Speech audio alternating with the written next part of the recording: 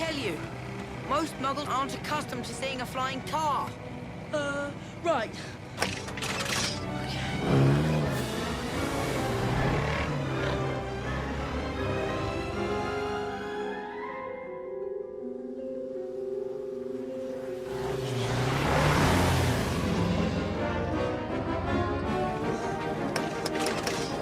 Oh no!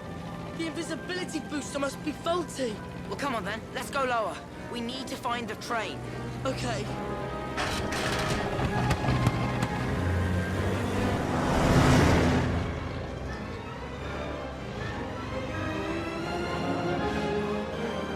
Now all we need to do is catch up with the train. We can't be far behind. Do you hear that? We must be getting close. Hold on.